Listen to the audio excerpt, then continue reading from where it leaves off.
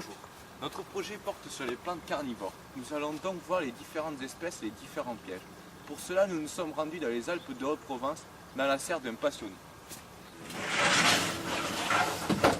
Il faut savoir que les plantes carnivores vivent dans un milieu acide et pauvre, par exemple les tourbières.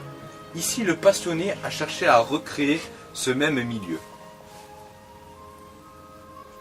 Afin de s'adapter, les plantes ont élaboré différents modes de pièges permettant de capturer et de digérer les insectes. Ces insectes leur fournissent les éléments nutritifs qui leur manquent.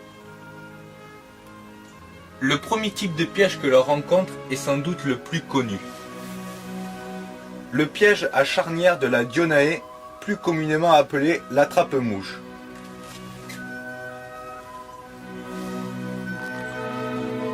Mais au fait, comment ça marche ? Le piège le plus remarquable est certainement celui de la Dionaea. Elle est la forme la plus spectaculaire.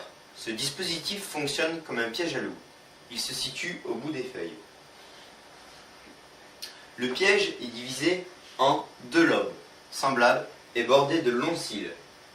La pigmentation généralement rouge à l'intérieur des lobes et la présence des glandes nectafiaires proches de la partie charnière constituent un double attrait pour l'insecte, ici représenté par un papillon. La fermeture s'opère en deux temps. Un premier temps très rapide, sur la face interne de chaque lobe se dressent plusieurs poils sensitifs. 3 à 6 qui commandent la fermeture du piège. Ils se replient les uns vers les autres comme pour former une cage. 1/30 de seconde lui suffit pour se fermer.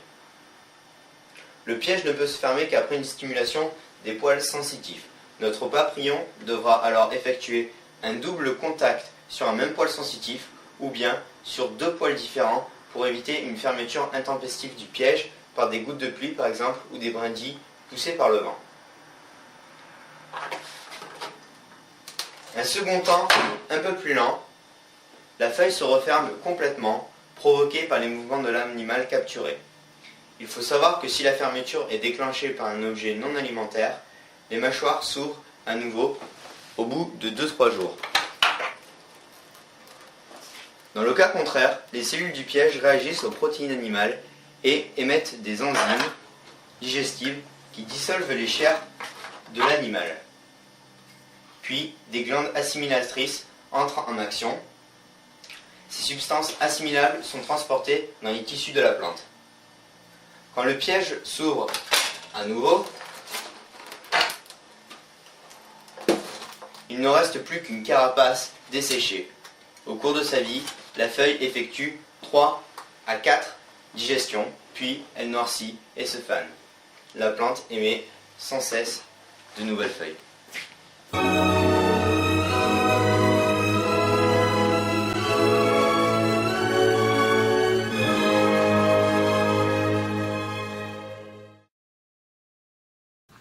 On trouve un autre style de piège dit passif. Des Darlingtonia, Elianthera et Sarracenia de toutes formes.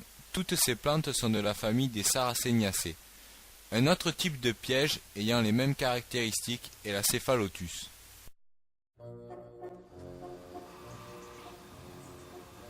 Voici ici un autre type de piège, celui des népenthes. C'est un piège qui est dans la continuation de la feuille. Il en existe de différentes tailles.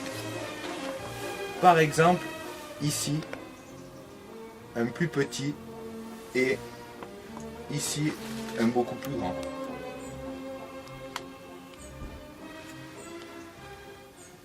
Les feuilles des népenthes ont évolué et ont pris une forme de peau dans laquelle les insectes tombent. Elles possèdent également les glandes de nectar qui attirent les insectes comme cette guêpe à la manière d'une fleur.